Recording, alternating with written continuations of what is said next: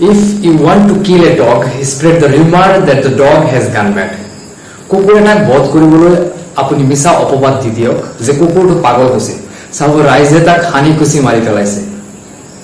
মানুহে সঁচা কথাবোৰ বিশ্বাস কৰিবলৈ টান পায়, কিন্তু মিছা কথাবোৰ মুহূৰ্তৰ ভিতৰতে বিশ্বাস কৰি লয়। আপোনাৰ ভাল কামবোৰৰ কথা বিশ্বাস কৰিবলৈ সমাজখনক সময় লাগে। লোকক সুধি মেলি কনফাৰ্ম কৰাৰ পিছত মনতে সন্দেহ থাকে যে সঁচা হয় নে নহয়। গুগল কৰি চোৱাৰ পিছতো গুগল সাৰ্চ ৰিজাল্টৰ ওপৰত ভৰসা কৰিবলৈ টান পায় মানুহে। কিন্তু তাৰ বিপৰীতে কোনোবাই আপোনাৰ বিষয়ে কিবা বদনাম বা বেয়া কথা ৰটনা কৰিলে সেই কথা কোনো কনফাৰ্মেশ্যন নোহোৱাকৈ মুহূৰ্তৰ ভিতৰতে বিশ্বাস কৰি লয়।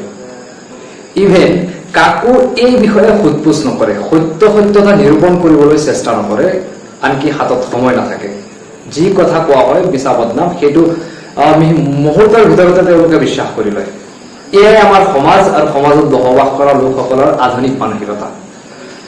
মানুহে যেতিয়া আপোনাৰ সৈতে ধনেৰে বা বলেৰে নোৱাৰে তেতিয়া এনেধৰণৰ মিছা অভিসন্ধিত লিপ্ত হয়। ঠিক তেনেদৰে নেগেটিভ নিউজবোৰ আজিকালি সংবাদ মাধ্যমৰ উপাৰ্জনৰ মূল আহিলা। পজিটিভ নিউজবোৰৰ তুলনাত নেগেটিভ নিউজবোৰ বেছি প্ৰচাৰ হয়, ৰাইজে ভাল পায়। যেনে ধৰক টিনা ডাবিয়ে 2015 চনত অসামৰিক সেৱাৰ পৰীক্ষাত প্ৰথম স্থান অধিকাৰ কৰিছিল।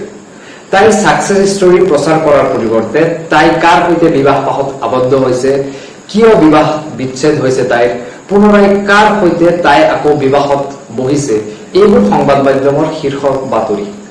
সংবাদ মাধ্যমসমূহে তেনেকুৱা ধৰণৰ ডিছকাশ্যনবোৰক লৈ ব্যস্ত থাকে। কোনোবা সংবাদ মাধ্যমে আকৌ এইবোৰক লাভ জিহাদ বুলিয়ে কৈছে, তাই হেনো লাভ জিহাদৰ বলি হৈছে, ইত্যাদি ধৰণৰ কথা। সমাজখনত পজিটিভিটিৰ তুলনাত নেগেটিভবোৰ বেছি প্ৰচাৰ হয়, ৰাইজে ভাল পায়, আমোদ লয়।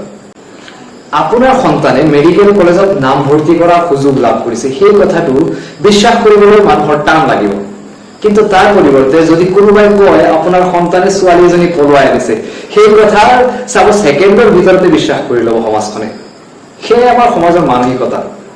দেশত নিবনুৱা সমস্যা সৰ্বকালত সৰ্বাধিক। তেনে ক্ষেত্ৰত যদি কোনোবাই বেকাৰ ঘূৰি ফুৰে তেন্তে সমাজখনে নানান অকথ্য আৰু মানসিক নিৰ্যাতন চলায়। তাৰ বিপৰীতে কোনোবাই যদি কেনেবাকৈ 4চকীয়া গাড়ী এখন কিনে তেন্তে গাড়ী কিনিবলৈ টকা ক'ত পালে সেই বিষয়ে প্ৰশ্ন তোলে সকলোৱে। দুৰ্নীতিৰ টকাৰে ৰাজপ্ৰাসাদ গঢ়া কিংবা বিলাহী গাড়ী কিনা লোকক সমাজৰ বৰবেৰা পাৰি দিয়া হয়, ছাৰ বুলি সম্বোধন কৰা হয়। তাৰ পৰিৱৰ্তে নিজৰ সৎ উপাৰ্জনৰ টকাৰে চালি ঘৰত থকা ব্যক্তিক লেই চেই কৰা হয়। সেয়াই আমাৰ সমাজ ব্যৱস্থা। এয়াই আমাৰ সমাজত বসবাস কৰা এচাম মানুহৰ মনোবৃত্তি আৰু চিন্তাধাৰা। এনেহেন ৰুগ্ন চিন্তাধাৰাৰ পৰিৱৰ্তন হওক, সমাজখনৰ মংগল হওক। ভালে থাকিব, কুশলে থাকিব।